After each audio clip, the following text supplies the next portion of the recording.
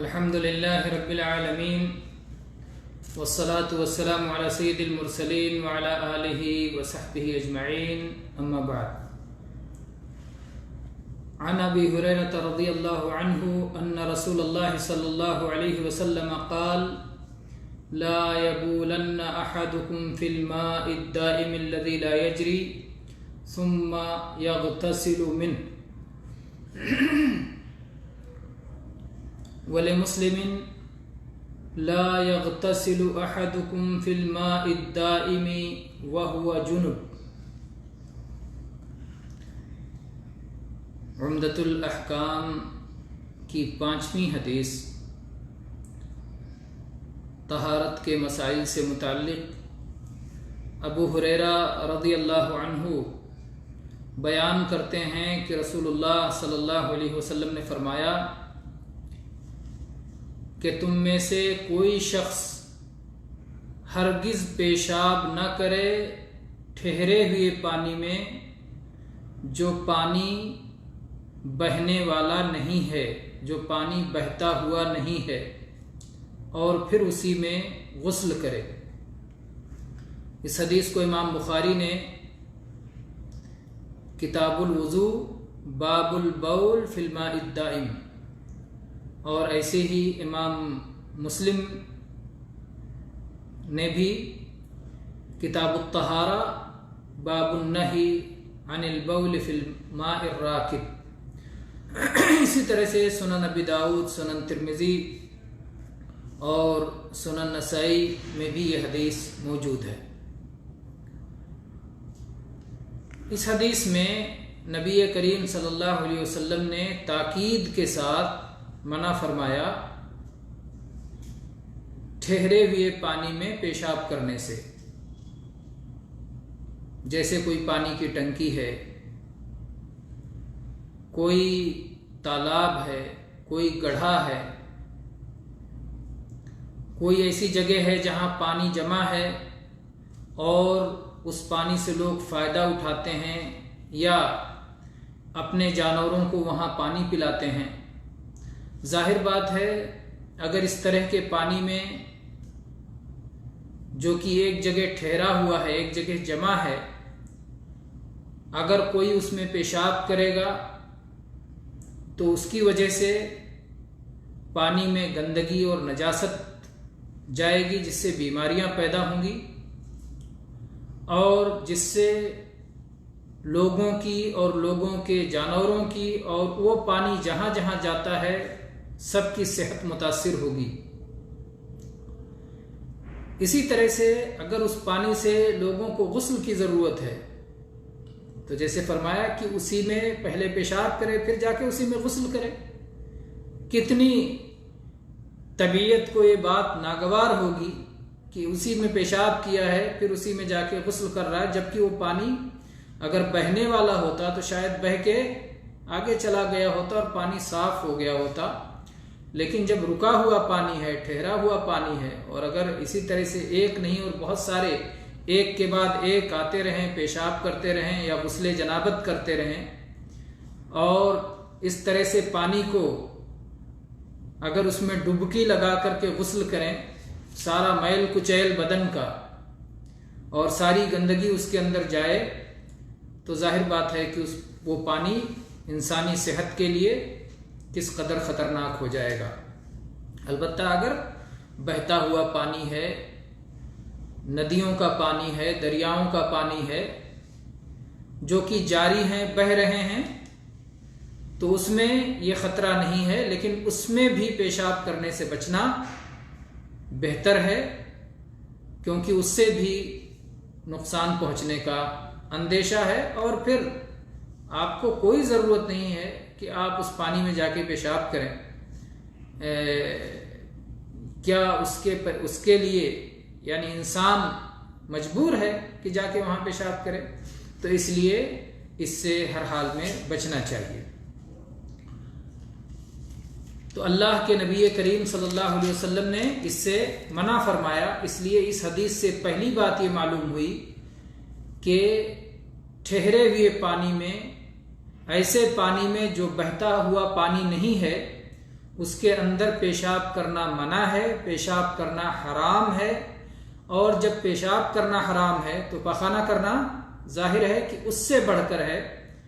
پانی تھوڑا ہو، پانی زیادہ ہو، کسی طرح کا بھی پانی ہو، اس میں یہ حرکت نہیں کرنی چاہیے۔ اسی طرح سے جو ٹھہرا ہوا پانی ہو اس میں ڈبکی لگا کر کے غسل کرنا، اور خصوصاً جب آدمی جنوبی ہو، جس کے اوپر غسل فرض ہو، جس کو طہارت کی غسل کرنا ہو، اگرچہ وہ پیشاب نہ کر رہا ہو، صرف ڈبکی لگا کر کے پانی میں غسل کر رہا ہو، تو یہ چیز بھی منع ہے۔ اب اگر اس کے پاس وہی پانی ہے، تالاب کا پانی ہے، ٹھہرا ہوا پانی ہے، تو کیا کرے؟ کسی برتن میں وہ پانی لے کر کے اور باہر جا کے غسل کرے، بجائے اس کے کہ اس میں کود کر کے اس میں ڈبکی لگا کر کے غسل کرے، جنابت کا غسل، اس میں غسل نہ کرے بلکہ پانی لے کر کے اور باہر جا کے غسل کرے۔ اسی طرح سے جب یہ بات معلوم ہو گئی کہ ٹھہرے ہوئے پانی میں پیشاب کرنے سے اور غسل جنابت کرنے سے منع کیا گیا ہے، تو اس کا مفہوم مخالف یہ ہے کہ اگر پانی بہنے والا ہو تو اس میں غسل کرنا جائز ہے، لیکن بہرحال بچنا بہتر ہے۔ اس حدیث سے بات بھی معلوم ہو گئی کہ ہماری شریعت میں، اسلام کی پاکیزہ شریعت میں، اسلام کے مقبول دین میں وہ تمام چیزیں ممنوع ہیں جس کی وجہ سے لوگوں کو تکلیف ہوتی ہے، جس کی وجہ سے لوگوں کو خطرات ہوتے ہیں، ان سب چیزوں سے روک دیا گیا ہے۔ گویا لوگوں کی صحت کا، لوگوں کی خوشگوار زندگی کا اسلام میں بڑا خیال رکھا گیا ہے۔ تو طہارت کے جتنے بھی مسائل ہم پڑھتے جائیں گے اس سے معلوم ہوگا کہ ہمارا رب، ہمارا مالک اللہ تبارک و تعالیٰ جس نے یہ شریعت نازل کی ہے، کیسے ہماری ضرورتوں کا کس طرح اس نے خیال رکھا ہے، اور ہماری خوشگوار زندگی کا اور زندگی میں سعادت کا کتنا زیادہ خیال رکھا ہے، اور اس طرح سے اپنے آخری نبی رحمت عالم صلی اللہ علیہ وسلم کے ذریعے یہ تمام تفصیلات ہمیں عطا کی ہیں۔ ہم پڑھتے ہیں اس کے بعد اگلی حدیث۔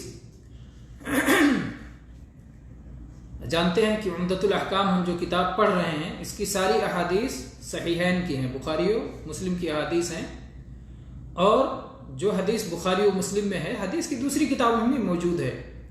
لیکن جب یہ کہہ دیا گیا کہ یہ بخاری و مسلم کی حدیث ہے تو اس کا مطلب پھر ہمیں اس کی صحت کے تعلق سے سوچنے کی ضرورت نہیں ہے، کیونکہ وہ حدیثیں پل پار کر چکی ہیں بحث و نظر سے، اور امت میں ان احادیث کو قبولیت حاصل ہے کہ وہ صحیح ہیں۔ جو بخاری کی حدیث ہے صحیح ہے، جو مسلم کی حدیث ہے صحیح ہے، اس کی صحت پر کسی طرح کی بحث کرنے کی ضرورت نہیں ہے۔ چھٹی حدیث پڑھتے ہیں۔ عن ابی ہریرہ رضی اللہ عنہ ان رسول اللہ صلی اللہ علیہ وسلم قال اذا شرب الكلب في اناء احدكم فليغسله سبعا ولمسلم اولاهن بالتراب وله في حديث عبد الله بن مغفل رضي الله عنه ان رسول الله صلى الله عليه وسلم قال اذا ولغ الكلب في الاناء فاغسلوه سبعا وعفروه الثامنة بالتراب۔ یہ حدیث امام بخاری نے ابو ہریرہ رضی اللہ عنہ کی حدیث کی رسول اللہ صلی اللہ علیہ وسلم نے فرمایا کہ جب کتا کسی کے برتن سے پی لے تو اسے 7 بار دھونا چاہیے، اسے 7 بار دھو۔ اور صحیح مسلم میں الفاظ ہیں کہ پہلی بار مٹی سے رگڑ کے دھو۔ امام بخاری نے اسے کتاب الوضو میں ذکر کیا ہے، اور جو ہے امام مسلم نے کتاب الطہارہ باب حکم ولوغ الکلب، اور اسی طرح سنن ابی داؤد، سنن ترمذی، سنن نسائی، سنن ابن ماجہ، حدیث کی ان ساری کتابوں میں طہارت کے مسائل میں اس حدیث کا ذکر ہے۔ تو یہ رہی حدیث ابو ہریرہ رضی اللہ عنہ کی، جس میں ہے کہ کتا اگر برتن میں سے کچھ پی لے تو اسے 7 بار دھویا جائے، اور پہلی بار مٹی سے مل کر دھویا جائے۔ عبداللہ ابن مغفل رضی اللہ عنہ کی حدیث ہے صحیح مسلم میں، اذا ولغ الکلب فی الاناء فاغسلوہ 7، کہ جب کتا برتن میں اپنی زبان ڈال دے، ولغا کہتے ہیں زبان کا کنارہ لگا دے، چاٹ لے، منہ ڈال دے کہہ دیتے ہیں، لیکن اگر زبان باہر نکال کے خالی زبان کا کنارہ لگا دیا، چاٹ لیا، زبان اس کی لگ گئی، تو یہ حکم ثابت ہو جائے گا۔ اگر کتا کسی برتن میں اپنی زبان لگا دے، زبان کا کنارہ لگا دے، زبان سے چاٹ لے، تو اس کو 7 بار دھو اور 8ویں بار مٹی سے مل کر کے دھو۔ 8ویں بار کا مطلب یہ نہیں کہ وہ آخری بار ہو، یعنی گویا 8 مرتبہ ہو گیا، پہلی بار مٹی سے تو اس کو بھی جوڑ لیا جائے تو گویا 8 ہو گیا، پہلی بار مٹی سے اور 7 بار پانی سے۔ تو اس حدیث میں آپ دیکھیں کہ کتا کی ناپاکی اور اس کی غلاظت کو بیان کیا گیا ہے۔ ایک اجنبی کتا جو کہ آوارہ کتا ہو اور ادھر ادھر بھٹکتا پھرتا ہو اور کہیں سے کچھ بھی کھاتا پیتا ہو، پتہ نہیں اس کے منہ میں کیسی کیسی گندگی لگی ہوئی ہے، اور کیسے کیسے جراثیم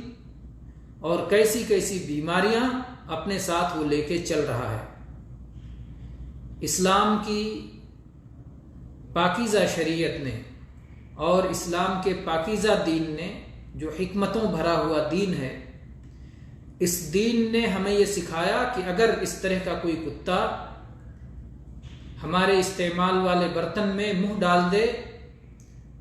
تو اس کی پاکی اور صفائی کیسے کی جائے۔ ایک بار مٹی سے رگڑ کے صاف کیا جائے اور 7 بار پانی سے دھویا جائے تاکہ خطرات زائل ہو جائیں اور کسی طرح کے نقصان کا اندیشہ باقی نہ رہے، اچھی طرح برتن صاف ہو جائے اور کسی طرح کا کوئی اثر اس کتے کے جوٹے کا اور کتے کے منہ سے نکلنے والی بیماری کا اور کتے کی زبان میں بچی ہوئی بیماری کا کوئی بھی اثر باقی نہ رہے۔ اس حدیث سے جہاں بہت ساری باتیں معلوم ہوتی ہیں، اس میں ایک بات یہ معلوم ہوتی ہے کہ کتے کی نجاست مغلظہ ہے، کتے کی ناپاکی سخت قسم کی ناپاکی ہے، کیونکہ اس میں قسم قسم کے انسانی صحت کے لیے قسم قسم کی خطرناکیاں اس کے پاس موجود ہیں، اور اس لیے کتا جس چیز میں بھی، جس پانی میں یا کھانے میں یا جس برتن میں بھی منہ ڈال دے تو وہ برتن بھی ناپاک ہو جائے گا، اور جس چیز کو اس نے جھوٹا کر دیا ہے، جس پانی کو یا کھانے کو، جس کو بھی، وہ بھی ناپاک ہو جائے گا، اسے بھی پھینک دیا جائے گا، اور اس کے بعد اس کو 1 بار مٹی سے رگڑ کے اور 7 بار پانی سے دھویا جائے گا، اور ایسا کرنا فرض ہے، ضروری ہے، 7 بار دھونا ضروری ہے، فرض ہے، لازم ہے، اور 1 بار مٹی کا استعمال لازم ہے۔ مٹی اگر ہو تو ظاہر بات ہے اللہ کے نبی صلی اللہ علیہ وسلم نے مٹی کا لفظ فرمایا تو یہی اصل ہے، اور اگر مٹی کے علاوہ کوئی اور چیز صابن وغیرہ استعمال کر لیا جائے، جراثیم کش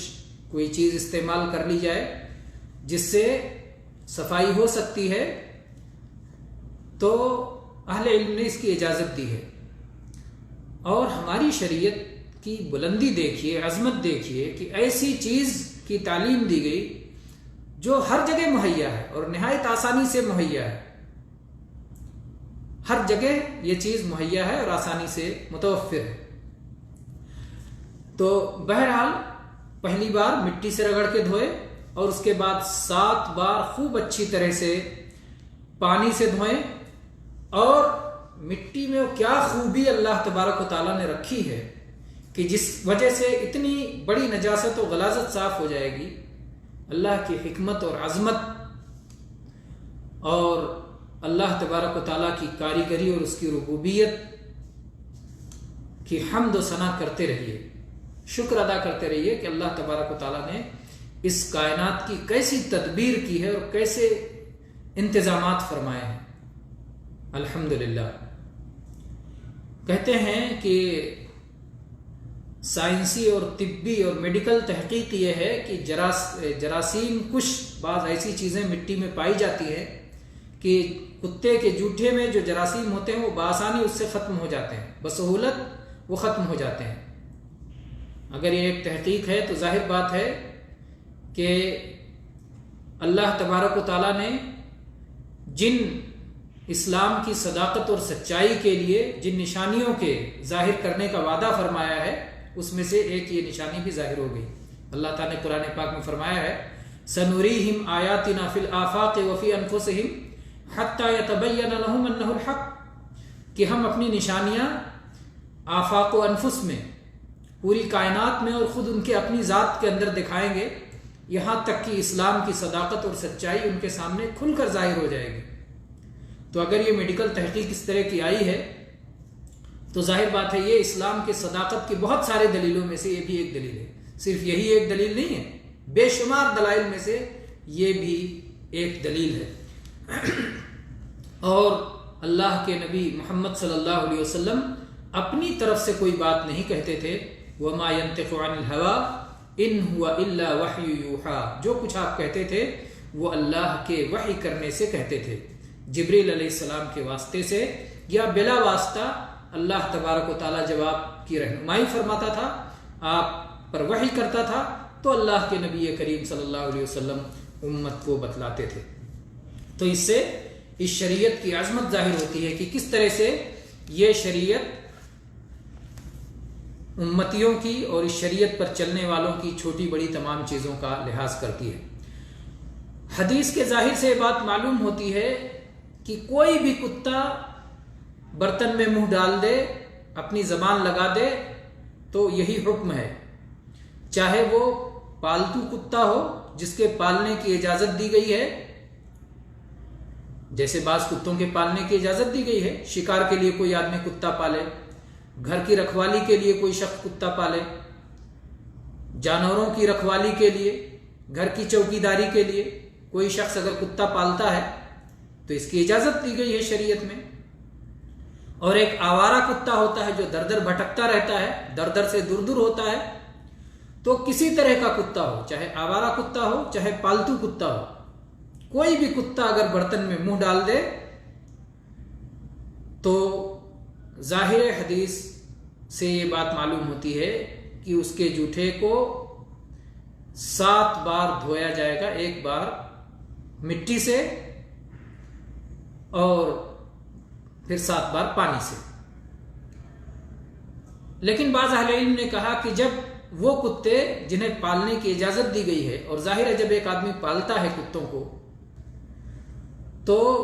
ان کے کھلانے پلانے صفائی ستھرائی سب کا انتظام کرتا ہے, اور آوارہ کتے کہیں سے کچھ بھی کھاتے ہیں تو ان کے یہاں جو گندگی, جو نجاست, جو قذارت, جو جراثیم ہوں گے پالتو میں نہیں ہوں گے. اس لیے بعض لوگوں نے کہا کہ پالتو کتے میں یہ چیز نہیں ہے, اور اگر پالتو کتے میں بھی 7 بار دھونا فرض قرار دیا جائے تو اس میں مشقت ہے, اس لیے کہا کہ پالتو کتے کے بارے میں یہ حکم نہیں ہے. بعض اہل علم نے یہ بات کہی ہے کہ جب اس کے پالنے کی اجازت ہے تو اس مسئلے میں بھی رخصت ہوگی. واللہ تعالی عالم, وصلی اللہ علی نبینا وسلم, والحمد للہ رب العالمین.